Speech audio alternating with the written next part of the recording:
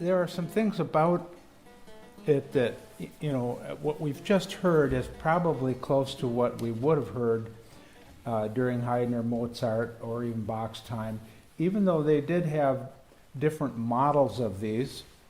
This is a very large one. It's one of the largest clavichords, maybe the size of Handel's, and which was a Haas clavichord. And so we have the instrument, and you know, unlike the piano, where it's a very recognizable sound, with clavichords, each one is a thing unto its own. There isn't like, it's kind of akin to the saxophone.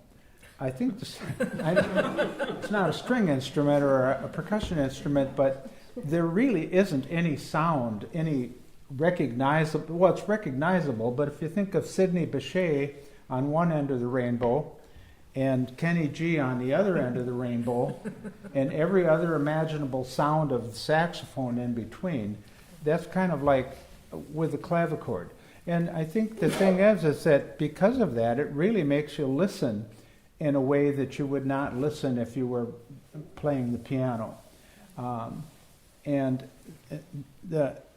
So we have the instrument, we have the tuning, which this is one of the tunings that they used during that time. Of course, Bach switched to the well-temperament when he wrote his well-tempered clavichord, not the equal-tempered clavichord. It's, you know, it's a misnomer that it was for equal temperament, but it was well-temperament, so well-tempered that all the keys were available, major and minor, and so people were elated thinking, wow, this must be equal temperament, because we've never ever experienced any clavichord or harpsichord music in the lower half of the circle and the major chords.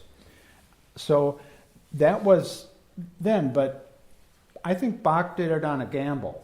Somebody said, I'll bet you can't write in every key.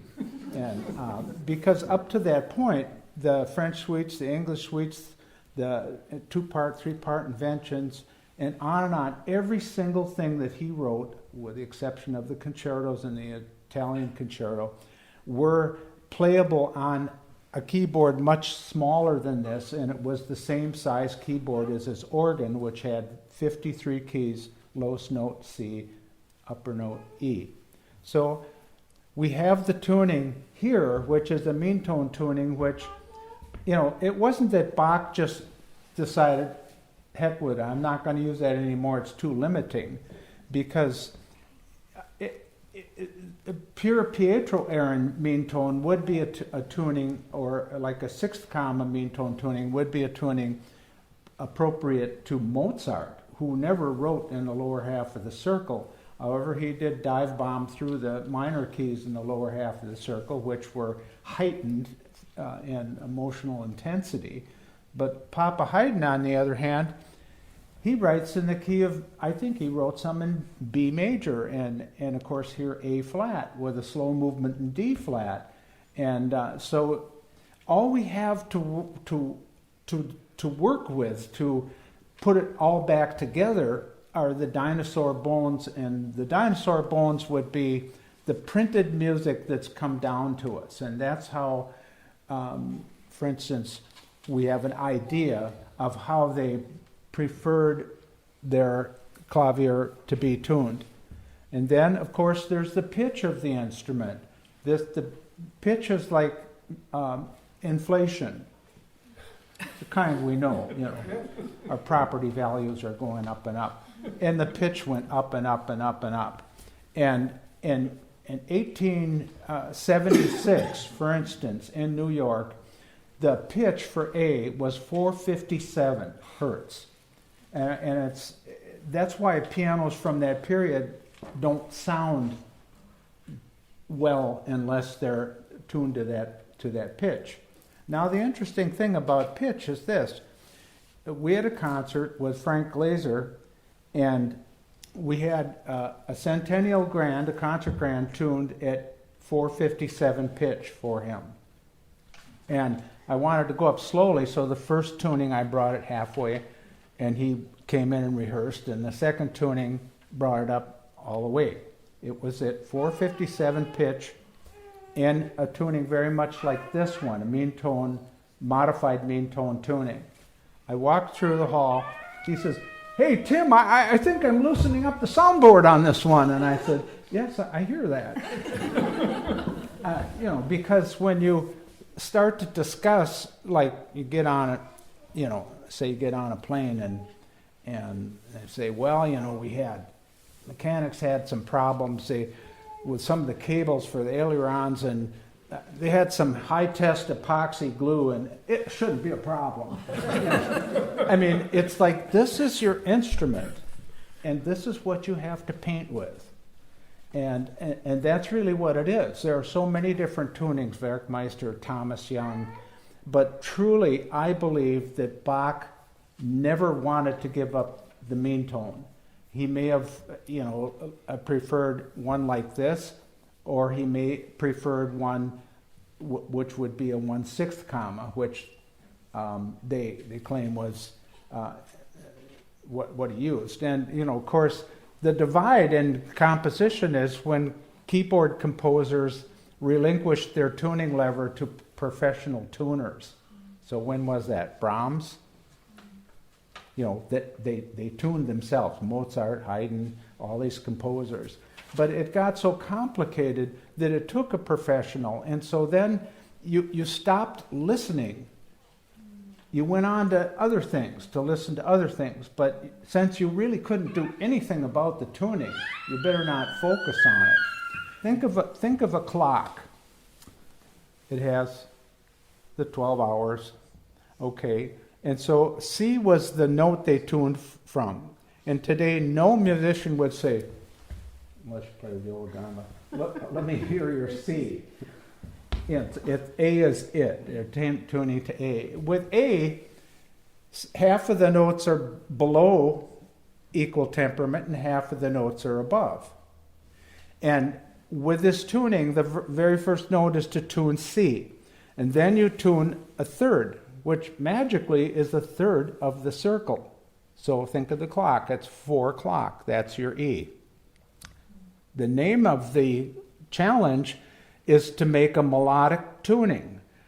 Equal temperament does not give you a melodic tuning. It's an atonal tuning system. A series of fourths and fifths when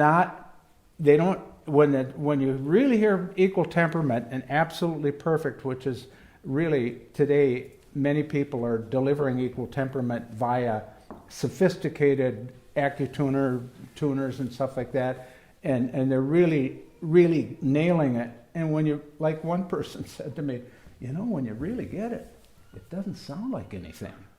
Oh, that's the goal. No, you have white and you have off-white for the minors. That's it.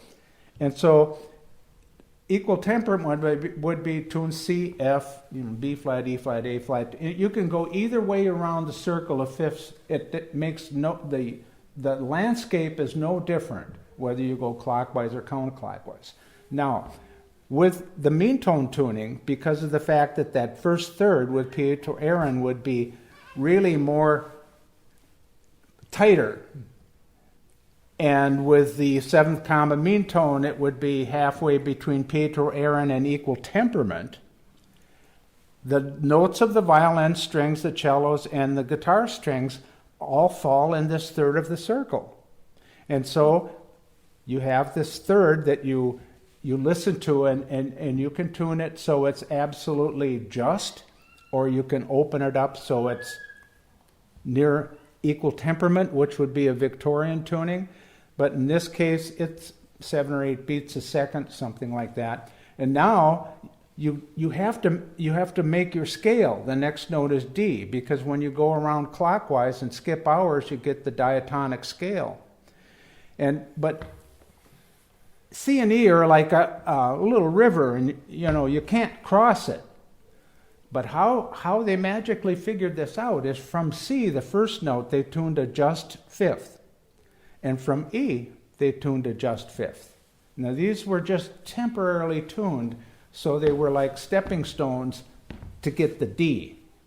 And then they would swing the compass and tune the D balanced to these two just intonation fifths.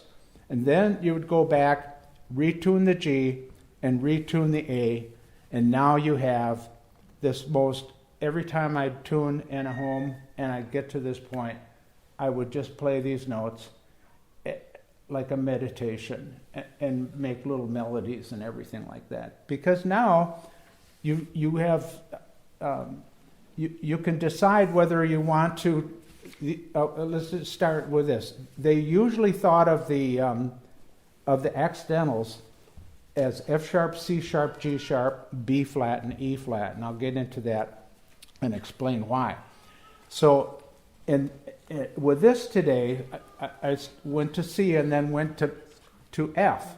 F is a flat key, and because it's tempered 1.2 cents more than equal temperament, you pull the F up to narrow the fifth, and now you go to B flat and you pull it up to narrow the fifth. And now you go to E flat. Every one of these you've tuned progressively adds to it and keeps raising the ante. And then you go to D flat. And that's the reason that flats are sharp. I mean, if somebody said to you, what's a higher pitch, a flat or a sharp? Well, think of a flat tire. No, don't think of it. You know, a flat tire isn't high, it's low. But, you know, and so with all old tunings, all of the flats are high. When you hear Beethoven's Fifth Symphony, da-da-da-dum, it's not D sharp, it's E flat. And today when you hear recordings of that, they're playing a note that doesn't satisfy as a sharp or a flat because they're practicing with a chord tuner in their practice rooms. And so we've come down with this sad thing, which is referred to by me as tube sock tuning, one size fits all. You make everything out of tune by just a little bit, 2 cents. Okay, so now we have these strings, and with this tuning, we have A flat, 4 flats, and 1 sharp, F sharp.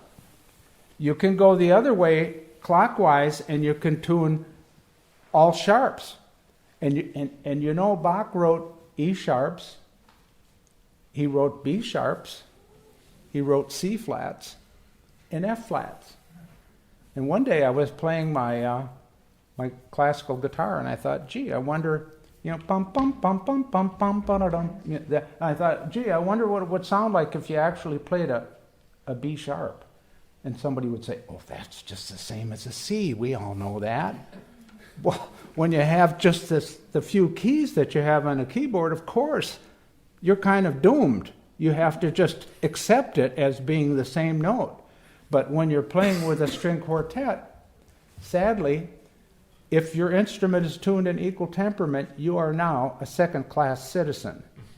Because string players, like Pablo Casals said, string players don't need to pay any attention to the equal-tempered piano. And he further said that it is sad when young people grow up being poisoned by equal temperament. And this is like considered one of the greatest cellists ever to live. And so that's what's so exciting. And now I would like to say that why they call it mean tone is that when you tune C, you tune E, and you get D, and you work your way around, in the end of the tuning, you end up with 2 scales that start on flats: B flat, C, D, E, F sharp, G sharp.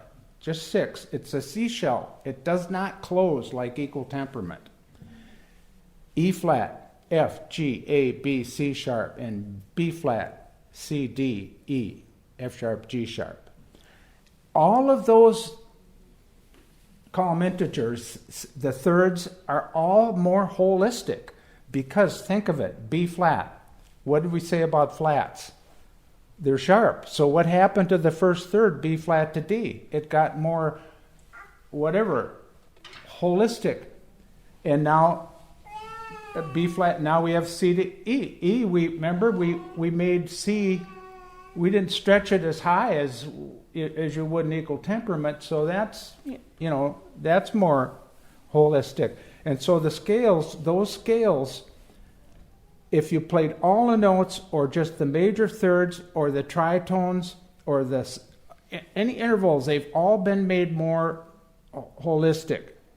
And now the amazing thing of it is that to make a major chord from the B flat whole tone scale, you have the first two notes of a chord, B flat and D.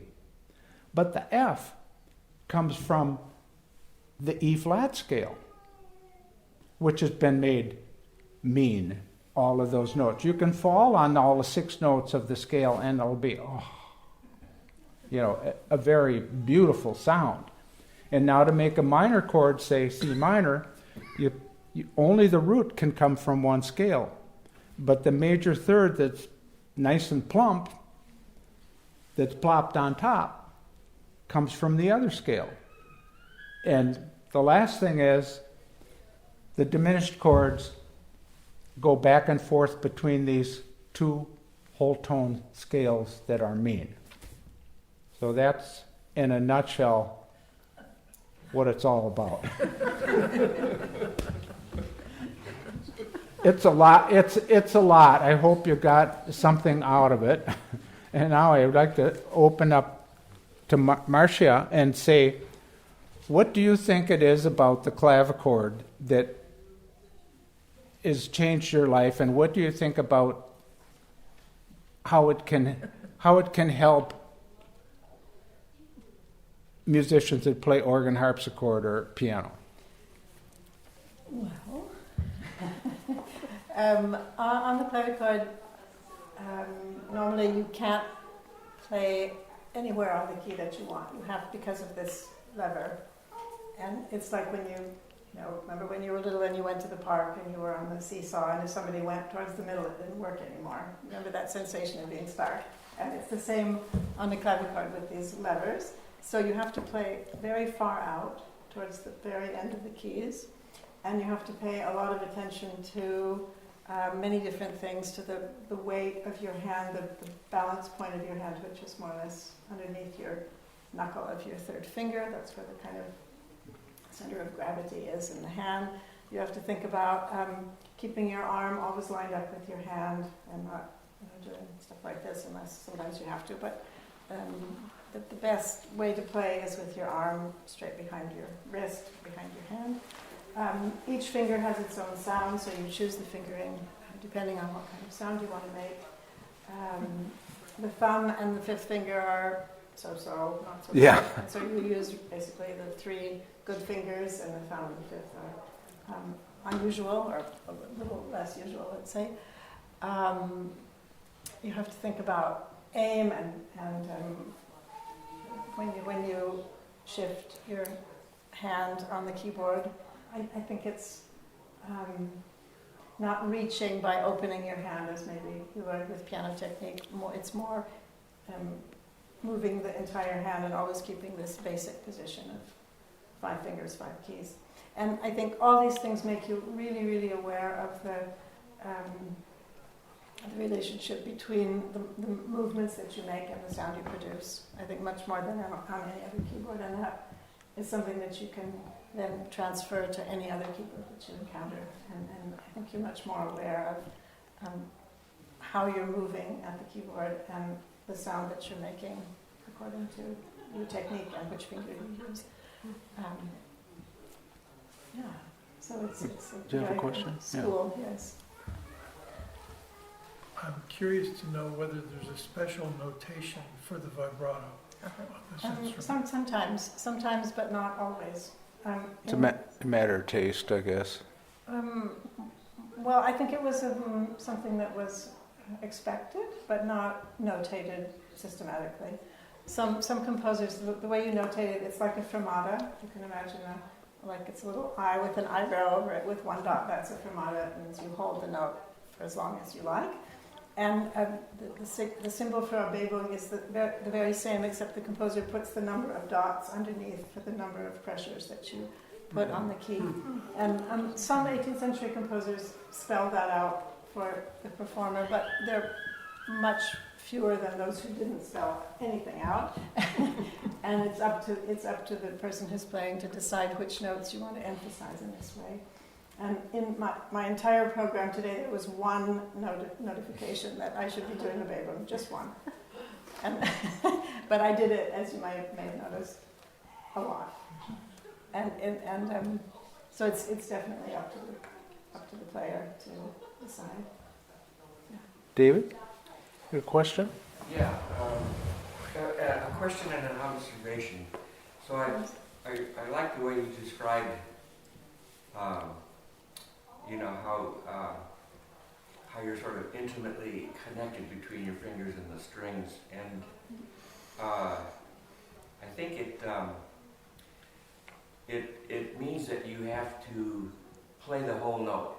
I mean, you have to play each note completely, because if you forget about one voice or one note, you get a bad sound. Because I would agree with the latter part of what you said. You have, I think, on the clavichord, but really on any instrument, I'm sure you agree with me. You can't have even one indifferent note. They all fit in the structure, in the hierarchy of the bar and the phrase and everything in some important way. And so there aren't any notes that aren't important, I think. Yes? It's kind of like playing the guitar. I mean, if you aren't close to the fret, you're not going to get a nice sound. And this is a fretted instrument. It's not a fretted clavichord, but basically that's what it is. All of the strings are completely felted off, and if you rubbed them, they would make no sound. But as soon as the little brass tangent hits the string, it negates the felt and opens up the string. And as soon as you release your finger, it's like harmonic disc breaks. Now, you read about the angel choir, and the angel choir is this. And that's your sustain pedal that you can draw on when you do this. And you see it so much Haydn and Mozart, you see this notation marked like that. And but that's the thing that appeals to me, is it's like a crystal radio. A piano or a harpsichord or forte piano, you can get the sound going, but once you get the sound going, how do you stop it? So there really isn't anything other than a string breaking that would... That also explains the quietness of the instrument, because your key is the bridge. Right. That means that the key is not attached to the soundboard, and that's going to cut off half the sound that you would get if both ends of the string were anchored. Very good. And the thing is, I don't think there's another instrument in the world where two materials come together and collide and make beautiful music. Here we have a brass string and we have a brass tangent hitting, and it's just amazing that can sound good, because you think of the piano, it's a felt hammer, or a forte piano, a leather hammer, or a harpsichord, the plectra, and so that definitely, I think it's sort of, it's like you have the music in your fingers. With the piano, you play a key, and you have the pedal to resolve all. It's like pedal and the Pope. They both begin with P, and you press it down, and when you get in trouble, and bails you out. But there isn't anything here, and the whole time you really feel you're hanging on these strings with your fingers. That's your observation, and that's really good. But I would add something to come back to what David was saying. I think at the time, one held notes for about half of their written value. So, no, I mean that's what it says in the Proctor's treatise, C.P. Bach's treatise. You hold the notes for a half of their value, and the basic touch on the clavichord is a detached touch. You don't play legato on the clavichord; it doesn't work. But you create the illusion of legato by the way you connect the sounds up with the resonance of the instrument. And I'd like to add to that. I'm glad you brought that up. On the first contact, the pitch is actually sharp. And as you release just the slightest pressure, it becomes flat.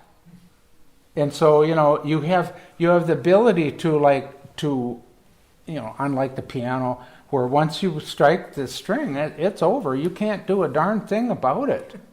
But here you have the strings under your fingers, and it's very appealing to a string player. Especially lute or guitar, where both fingers are on the strings.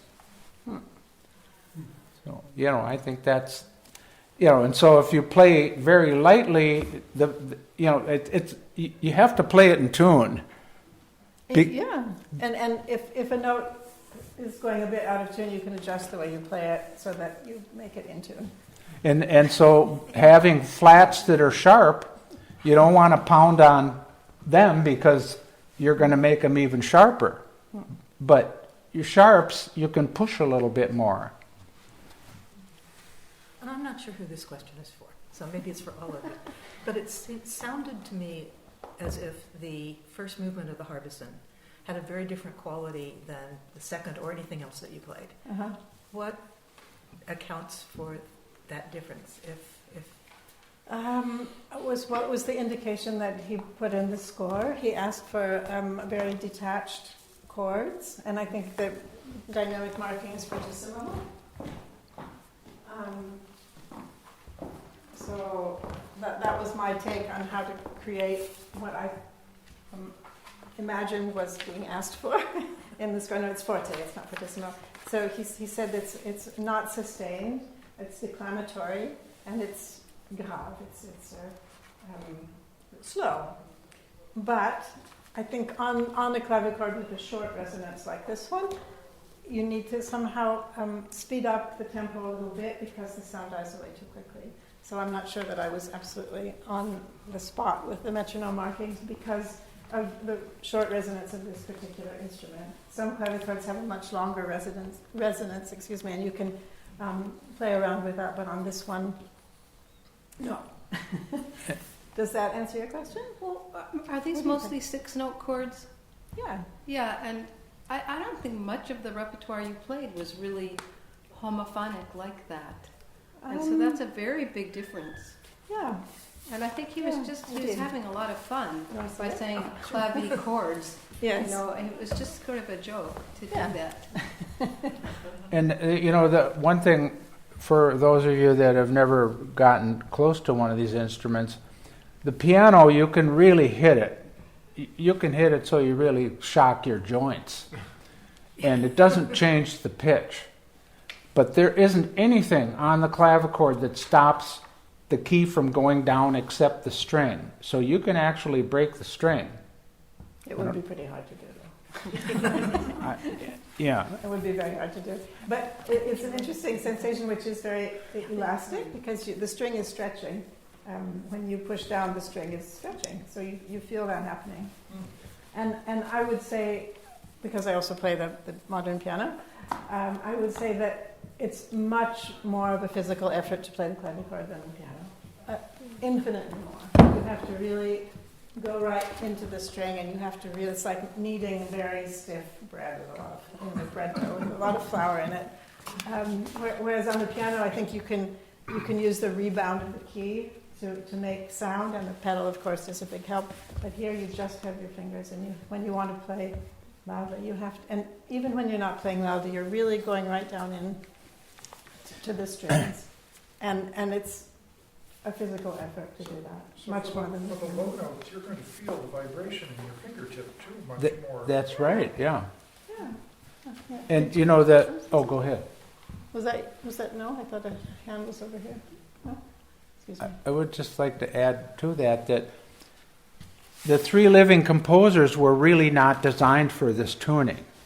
But you really you should have heard with the Haydn that this was a tuning that he definitely knew about. And with the Bach knew about it as well.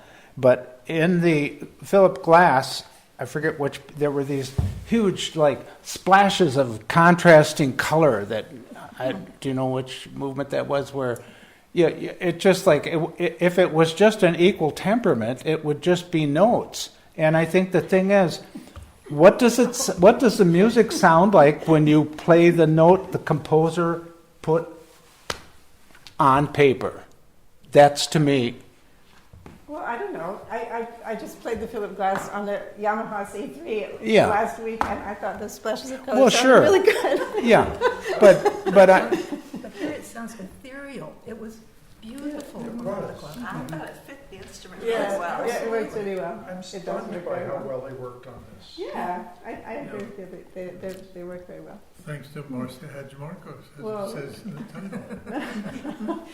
Well, it's a kind of combination of everything. You know, there's the composer, there's the person Right. who built the instrument, there's the instrument, there's the score, there's the player, and it forms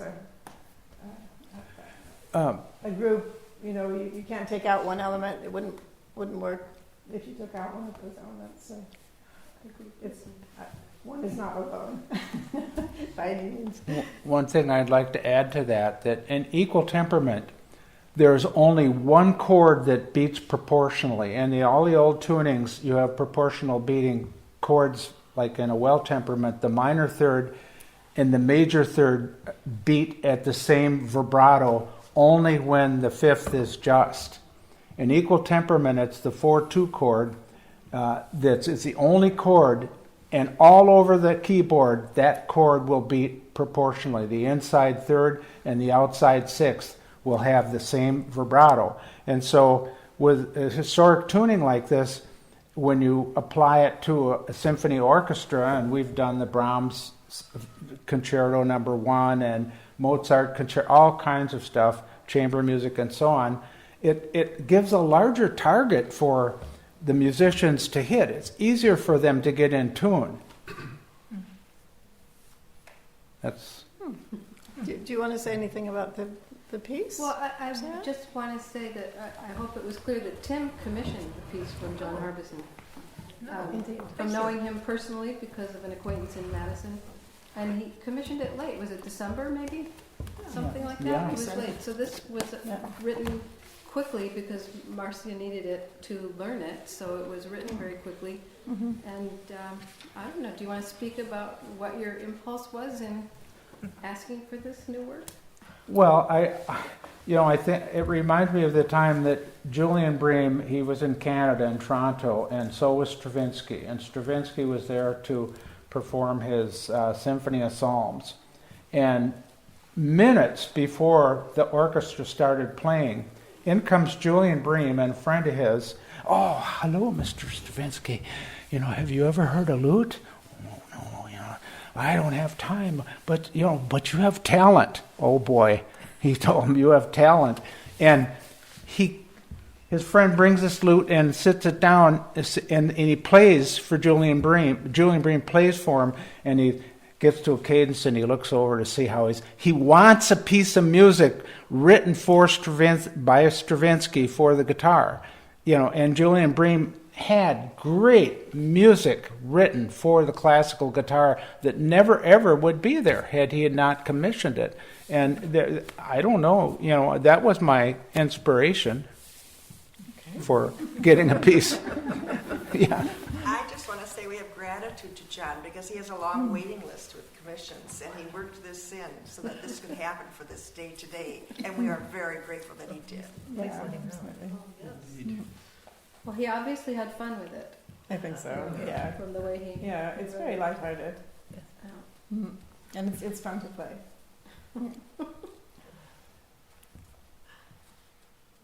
Thank you. You're welcome. Welcome. It's a pleasure. Thank you all.